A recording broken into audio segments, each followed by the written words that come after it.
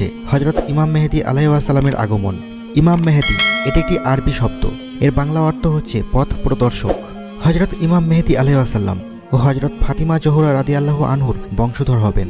যদিও তিনি মদিনাতে জন্মগ্রহণ করবেন, তথাপি তার 40 বছর বয়সের পূর্বে কেউ তার পরিচয় জানতে পারবে না। তার প্রকৃত নাম হবে মুহাম্মদ, পিতার নাম হবে আব্দুল্লাহ ও মাতার নাম আমিনা। তিনি ইলমে লাদুন্নি অর্থাৎ ও আল্লাহ প্রদত্ত বিশেষ বিদ্যা ও বিশেষ জ্ঞানের অধিকারী হবেন, যা একমাত্র হযরত খাজা খিজির আলাইহিস সালাম ও হযরত মুহাম্মদ সাল্লাল্লাহু আলাইহি সাল্লাম ব্যতীত অন্য কাউকে দেওয়া হয়নি। তবে তিনি কিঞ্চিত তোতলা হওয়ার দরুন তিনি তার মনের ভাব সকলের নিকট সুস্পষ্টভাবে ব্যক্ত করতে না পারায় সর্বদা একটু চিন্তিত, লজ্জিত ও বিষণ্ণভাবে কালযাপন করতে থাকবেন। তার মুখাকৃতি অবিকল হযরত মুহাম্মদ সাল্লাল্লাহু আলাইহি সাল্লামের ন্যায়, গায়ের রং ফর্সা, আকৃতি লম্বা ও ছিপছিপে পাতলা ধরনের হবে। এ সম্বন্ধে হযরত মুহাম্মদ সাল্লাল্লাহু আলাইহি সাল্লাম বলেন, আমি তোমাদেরকে মাহাদির আগমন সম্পর্কে সুসংবাদ দিচ্ছি। মানুষেরা যখন মতবিরোধে লিপ্ত হবে তখন তিনি প্রেরিত হবেন। পৃথিবী থেকে জুলুম নির্যাতন দূর করে ন্যায় ইনসাফ দ্বারা তা ভরে দিবেন। আকাশ জমিনের সকল অধিবাসী তার উপর সন্তুষ্ট হবেন। তিনি মানুষের মাঝে সমানভাবে প্রচুর সম্পদ বিতরণ করবেন। হযরত সাওবান রাদিয়াল্লাহু আনহু থেকে বর্ণিত, রাসূল সাল্লাল্লাহু আলাইহি ওয়াসাল্লাম বলেছেন, যখন তোমরা খোরাসান হতে কালো পতাকা দেখতে পাবে তখন তাদের সাথে যোগদান করবে, কেননা আল্লাহর খলিফা মাহাদি তাদের ভিতরে থাকবেন। হযরত আব্দুল্লাহ ইবনে হারিস রাদিয়াল্লাহু আনহু থেকে বর্ণিত, রাসূল সাল্লাল্লাহু আলাইহি ওয়াসাল্লাম বলেন, পূর্ব দিক থেকে অর্থাৎ খোরাসান থেকে কিছু লোক বের হয়ে আসবে, যারা ইমাম মেহেদীর খিলাফত প্রতিষ্ঠায় সাহায্য করবে এবং খিলাফত প্রতিষ্ঠা সহজ করে দিবে। হযরত আব্দুল্লাহ ইবনে মাসউদ রাদিয়াল্লাহু আনহু থেকে বর্ণিত, একদিন আমরা হযরত মুহাম্মদ সাল্লাল্লাহু আলাইহি ওয়াসাল্লামের খেদমতে উপস্থিত ছিলাম। উনি বলেছিলেন, ওই দিক থেকে একটি দল আসবে, তাদের হাতে থাকবে কালো পতাকা, তারা সত্যের দাবি জানাবে, কিন্তু তাদেরকে দেওয়া হবে না। 2 বার বা 3 বার এমনভাবে দাবি জানাবে, কিন্তু তখনকার শাসকগণ তা গ্রহণ করবে না। শেষ পর্যন্ত তারা আমার পরিবারস্থ একজন লোকের হাতে সোপর্দ করে দিবে, সে জমিনকে ন্যায় এবং নিষ্ঠার মাধ্যমে ভরে দিবে, ঠিক যেমন ইতিপূর্বে অন্যায় অত্যাচারের মাধ্যমে ভরে দেওয়া হয়েছিল। সুতরাং তোমাদের মধ্যে যদি কেউ ওই সময় জীবিত থাকে তবে অবশ্যই তাদের দলে এসে শরিক হয়ে যেও, যদিও বরফের উপর কনুইয়ে ভর দিয়ে আসতে হয় তবুও। হযরত আবু হুরায়রা রাদিয়াল্লাহু আনহু থেকে বর্ণিত, আল্লাহর রাসূল সাল্লাল্লাহু আলাইহি ওয়াসাল্লাম বলেছেন, যখন কালো পতাকাগুলো পূর্ব দিক থেকে বের হবে তখন কোনো বস্তু তাদেরকে প্রতিহত করতে সক্ষম হবে না, এমনকি এই পতাকাকে ইলিয়ায় উত্তোলন করা হবে। মুসলমানগণ খ্রিস্টানদের সঙ্গে যুদ্ধে পরাজিত হওয়ার পর একজন উপযুক্ত নেতার সন্ধান করতে থাকবে, যার নেতৃত্বে তারা পুনরায় তাদের হেরিত রাজ্য পুনরুদ্ধার করতে পারে। হযরত মুহাম্মদ সাল্লাল্লাহু আলাইহি ওয়াসাল্লাম ভবিষ্যৎবাণী করেছেন যে বছর রমজান মাসে একইভাবে চন্দ্রগ্রহণ ও সূর্যগ্রহণ এই উভয় গ্রহণ সংঘটিত হবে, ঠিক সেই বছরই ইমাম মেহেদী আত্মপ্রকাশ করবেন।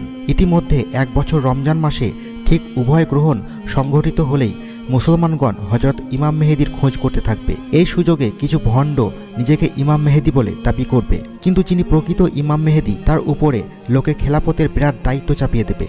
এই আশঙ্কায় তিনি স্বীয় পরিচয় প্রদান করবেন না, বরং তিনি মদিনা হতে মক্কায় চলে গিয়ে আত্মগোপন করে খানায়ে কাবার তোয়াফে লিপ্ত থাকবেন। ঠিক এই সময় কিছু লোক তাকে প্রকৃত ইমাম মেহেদী বলে চিনতে পারবে ও তার হাতে বায়াত হবে এবং তাকে খেলাফতের দায়িত্ব অর্পণ করবেন।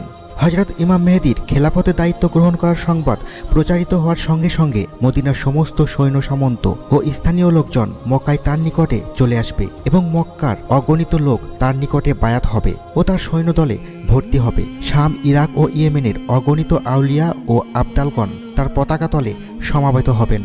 হযরত ইমাম মেহেদী আলাইহিস সালাম খানায়ে কাবার নিম্নে প্রথিত বিপুল পরিমাণ গুপ্তধন বের করে মুসলমানদের মধ্যে বিতরণ করে দেবেন।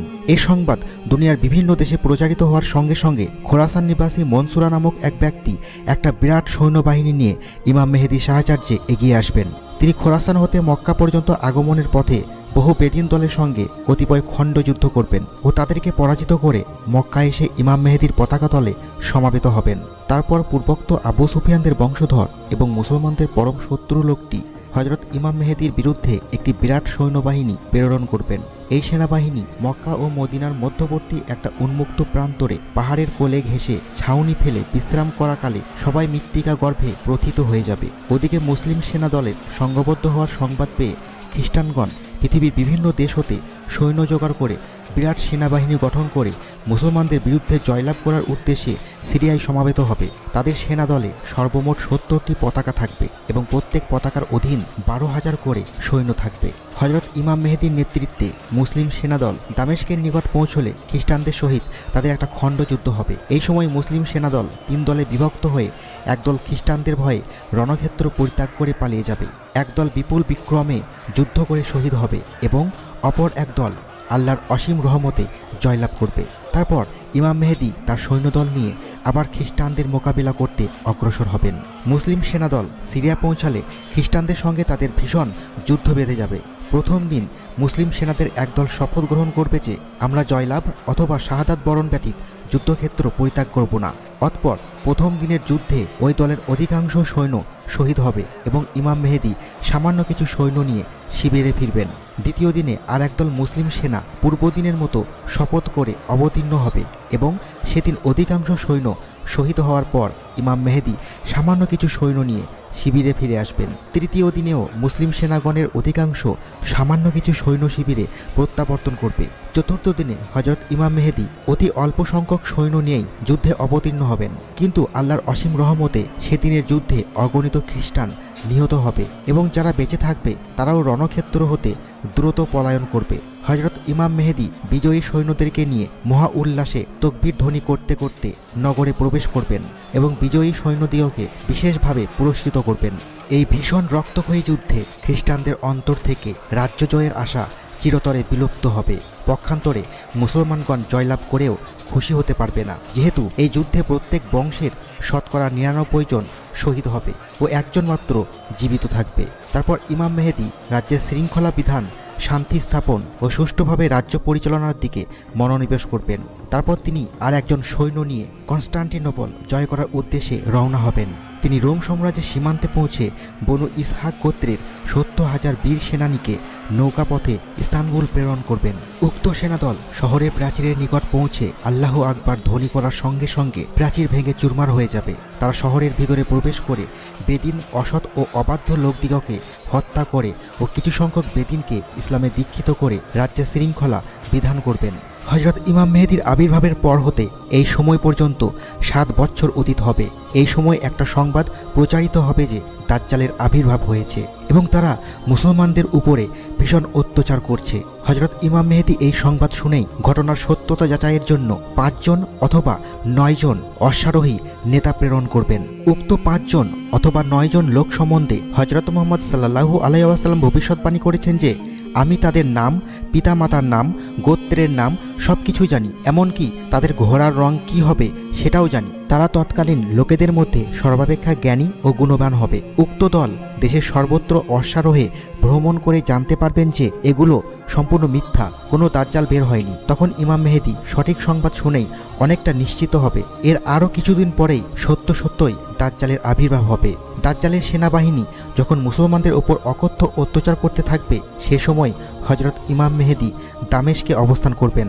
এই সময় একদা দামেস্কের জুমা মসজিদে মুয়াজ্জিন আসরের নামাজের আজান দিলে মুসল্লিগণ নামাজের জন্য প্রস্তুত হবে। ঠিক এমন সময় 2 জন ফেরেশতার কাঁধে ভর করে হযরত ঈসা আলাইহিস সালাম মসজিদের পূর্ব দিকের মিনারের উপরে অবতরণ করবেন এবং সেখান থেকে একটি সিঁড়ি দেওয়ার জন্য মুসল্লিদেরকে আহ্বান করবেন।